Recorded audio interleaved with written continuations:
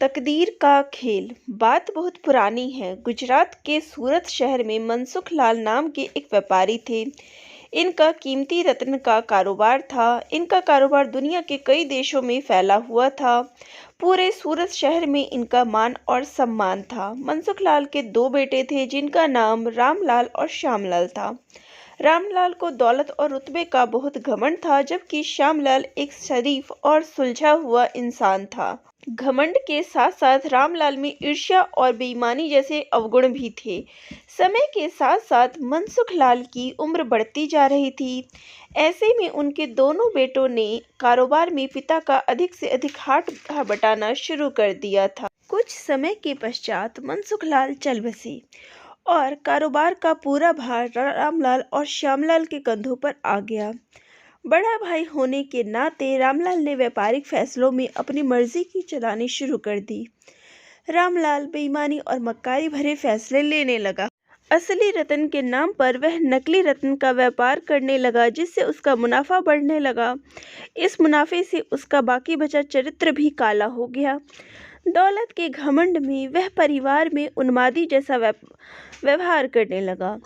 दूसरी तरफ शरीफ और सुलझे हुए श्यामलाल को शुरू में रामलाल की बेईमानी का इल्म तो नहीं हुआ, परंतु जब उसने उसके व्यवहार में परिवर्तन देखा तो पूरे माजरे को समझने में उसे ज़्यादा देर नहीं लगी।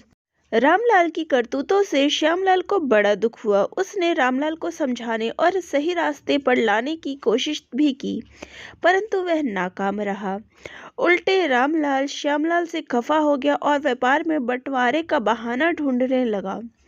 बंटवारे में भी उसने बेईमानी की साजिश रची, घर में कलह का माहौल पैदा किया। अंततः रामलाल अपनी साजिश में सफल रहा और श्यामलाल के हिस्से के व्यापार पर भी वह कब्जा कर बैठा।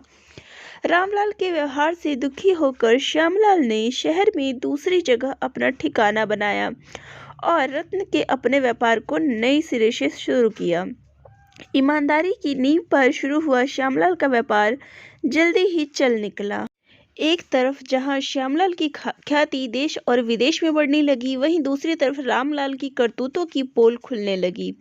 नकली रत्न के व्यापार के कारण रत्न बाजार में रामलाल की साख को जोरदार धक्का लगा और उसके व्यापार का दायरा सिमटने लगा। अंततः नौबत यहाँ तक आ गई कि बाहर क्या, अपने शहर का कोई भी व्यापारी रामलाल का नाम लेने से भी तौबा करने लगा।